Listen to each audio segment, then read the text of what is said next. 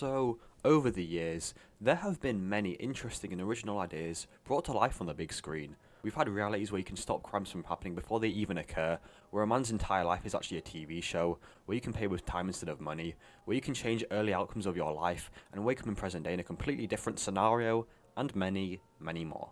However, this time of original storytelling and bringing these kind of creative and innovative concepts to fruition is very much a thing of the past. And because we're now living in an age where all we get is live action remakes or reboots with an all-female cast, or whatever the fuck this is, the idea of a movie about a bear that takes a bunch of cocaine and goes on a complete rampage? Well, it sounded like the only decent movie we'd be getting all year. Now, if you told me 5 years ago that this movie was going to eventually be made, I would have turned on my 15th rewatch of Infinity War and told you to f*** off. But here we are, and this movie exists. You know, when I first saw the trailer for this movie at the cinema, I genuinely thought they were taking the piss. A similar feeling came over me to that of when I first witnessed the trailer for Cats.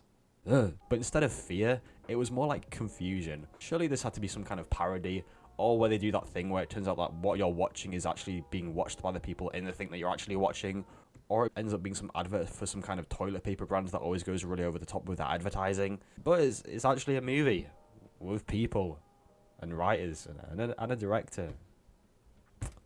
Holy shit. And the crazy thing is, this is even inspired by a real life story, which, by the way, was nothing like what happens in the movie.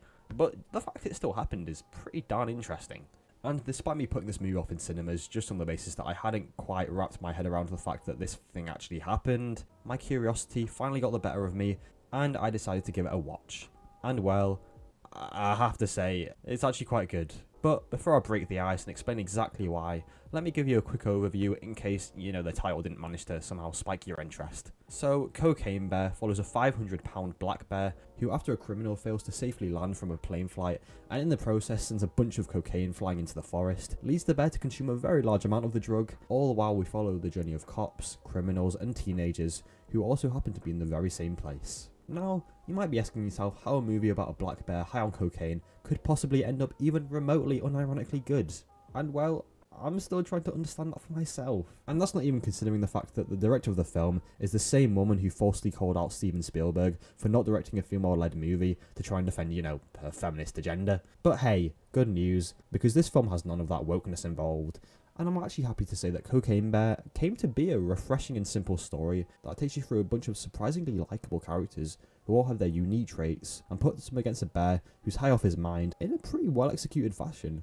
And well, let's just get into it, shall we? So, considering the premise of the movie, it had surprising depth for each of its characters, taking people who, in reality, shouldn't be as interesting as they are, and explores each of their lives in subtle and clever ways without making the movie feel overstuffed or rushed. The main people involved are Eddie and David, who have been sent by their main guy, also Eddie's dad, Sid, to retrieve all of the duffel bags of cocaine that were lost in the forest, so that they can, get their money, all while Eddie is grieving over his late wife, Sid is being forced to take care of Eddie's child, and David tries to establish a closer bond to Eddie, out of guilt for, not being there when he needed it the most. There's also a character named Sari, who goes looking for her daughter who skipped school to go paint this mysterious mountain she's been dying to go see, and because she's still coming to terms with her mother's new boyfriend and starting a new life, and just how she doesn't approve of this. Hell, we're on par with Shawshank Redemption when it comes to depth and character development by the sounds of it. But anyway, all these subplots take place in the same forest where the bear is high off his mind, and you basically get to witness them dealing with the bear in different scenarios. Some gory and grim, some more funny and mellow, and others just straight up carnage. Apart from right at the end, there isn't much of the satisfying deaths that you might see in other films, where a character's just like a straight up dick, and seeing them die is like tasting fine wine. But this isn't necessarily a knock on the film. Because firstly, a bear doesn't care about your feelings, but also, the movie basically just wants to subvert your expectations whenever it can. There's a lot of mayhem, a lot of moments where something just fucking brutal happens out of the blue, and it made me cringe at times, but in a good way. I'll be honest, I wish the movie was a lot more gory than it came to be, and the bear was a lot more ruthless, but considering the tone that they went for, which was leaning more into comedy, which given the premise makes a lot of sense, I can't exactly complain with what we got. I guess the comedy of the film and how well it works really depends on the individual, but I personally really enjoyed it, and I thought the cast was also really excellent. The standouts for me were definitely Henry and Eddie, and I say Henry first off just because of his big outgoing energy, and having that kind of presence in a film like this just adds a vibrance that you can't go wrong with.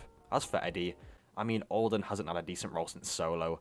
No fault to him because I think he has genuine talent, but once you take on a leading role in Star Wars nowadays, then your career's in pretty murky territory. But he's great in the movie, and despite his character's loss, tries to, keep a positive attitude, and his scenes with the bear especially has some great one-liners and comedic timing.